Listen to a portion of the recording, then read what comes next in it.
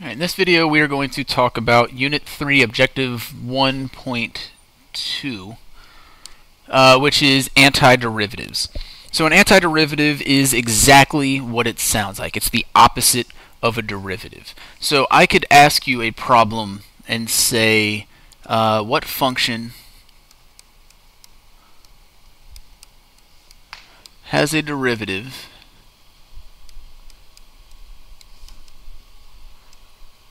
of 4x cubed? So I'm asking you, if I gave you a function and you took the derivative of that function and the derivative was 4x cubed, what would that function be? So if you think backwards from what we've done before, we've always dropped our exponent down to the front and we've decreased it by 1. So we would think that our function would be x to the fourth. Because if we take the derivative of x to the fourth, we drop the 4 down, decrease the power by 1, and we get 4x to the third. But that's not the only answer. We could say f of x was x to the fourth plus 3, or x to the fourth plus 7, or anything like that, because when we take the derivative of that 3 or 7 or whatever constant, it's going to turn into 0. So the first thing we need to think about when we take an antiderivative is it's not going to be accurate. It's going to be, we're going to get an entire family of functions instead of just one exact function. Our notation for an antiderivative looks a lot like something we've been dealing with, but it's missing a key component. So this right here is asking the question that I have up top. So when we say what function has a derivative of 4x cubed, that's what this question down here is asking. Now, it looks a lot like the integral of 4x cubed, but the thing that's missing is our limits of integration. Right? There's nothing in here telling me where I start my area and where I end my area. So it just wants to know the antiderivative. That's what the little integral symbol in this case is going to mean. The antiderivative. What function has a derivative of 4x cubed? Now, how we're going to write our answer is we're going to take the piece that's going to be similar to everybody's answer. We're going to keep that x to the fourth, but then we're going to say plus some constant c. Right? We could add 0 like we did in this case. We could add 3 like we did here. We could add anything we want as long as it's a constant, because when we take the derivative of that constant, it goes away. So we're going to end up with x to the fourth plus c when we take an antiderivative. Now, you would imagine that for every derivative rule, we would have an antiderivative rule. And that's not exactly the case.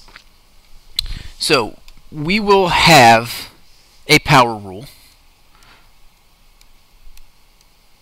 and we actually used the power rule on that previous problem. In the power rule, how we're going to think about it, instead of dropping our exponent down to the front and then decreasing by 1, we're going to increase our exponent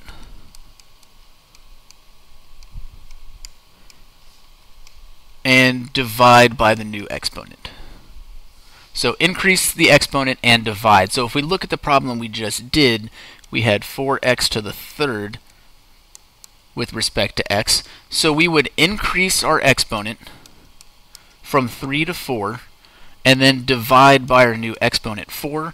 Our 4 is canceled out and we're left with just x to the fourth plus c. So we have the power rule, increase and divide. We're going to have trig rules, which I'm not going to write in the video here. If you want your complete list of trig rules, if you go to my website, right here under helpful links and files, the first thing you see is formula sheet. So if you click on that, you're going to get a big list of derivatives and antiderivatives. So the derivatives are on the top. If we scroll down, you'll see a big list of antiderivatives. The only ones that you're going to need to know are your basic sine, cosine, cotangent, basically all the ones that we did before. So if I have, where's my pen? Here we go.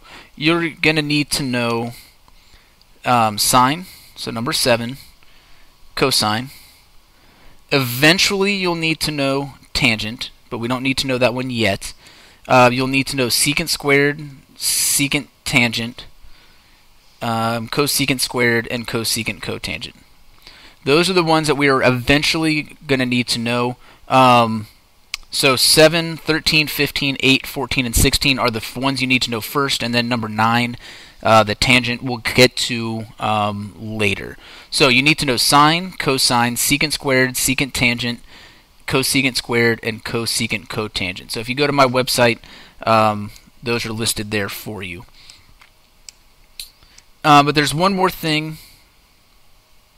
that we need to talk about as far as our rules. So we're going to have power rule, we're going to have some trig rules, but what we are not going to have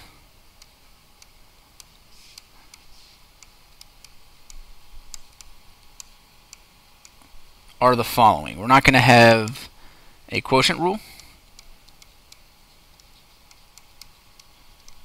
unless you're in BC, then you'll get a quotient rule. You're not going to get a product rule, again, unless you're in BC. But we will also have a chain rule. I forgot to write that one up here. We'll get a chain rule, but we're not going to get a quotient rule and product rule if we're in AB.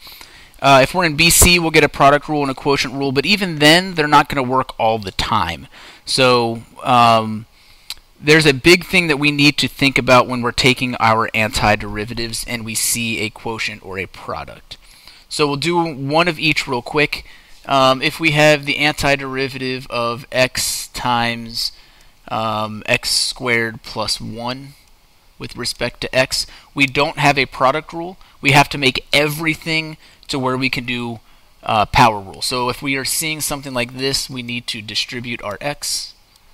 So we'll get x to the third plus x with respect to x. So then we would increase and divide. So our exponent on this first term was 3, so now it's 4. Divide by 4 or multiply by 1/4. Our exponent here was 1, so we increase it to 2, divide by 2 or multiply by 1/2, and then add your plus c at the end. So if you have something that looks like a product, you have to distribute. The other thing that we need to take care of is if we have a quotient. Let's say we have x to the 5th plus 3x to the 4th plus x divided by x with respect to x. So we've talked about these a little bit. This is an STD. We need to get rid of our STDs, right? STD right here, STD stands for single term denominator.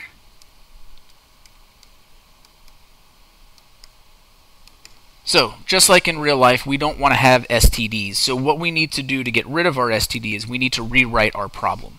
So if we have a single term, it's like going backward from getting a common denominator. We could rewrite this as x to the 5th over x plus 3x to the 4th over x plus x over x with respect to x, but this only works if we have a single term denominator. So what this allows us to do is we can now simplify each term. X to the 5th over x is x to the 4th. 3x to the 4th over x is 3x cubed, and x over x is 1. So then we just take the antiderivative of this. So again, it's saying what function has an antiderivative of x to the 4th plus 3x cubed plus 1. So we increase our exponent here to 5. Multiply by 1/5 or divide by 5, depending on how, that's a 5, depending on how you want to do it. Increase your exponent to 4, divide by 4, so we'll get 3/4 there. Here, our exponent of x is 0, so if we increase the exponent to 1 and then divide by 1, we're going to end up at just x, and then we add our plus c. So the two things we need to look out for, we need to distribute to get rid of products, we need to divide, we need to get rid of our STDs to get rid of quotients. So that'll do it for this video. We'll see you in the next one.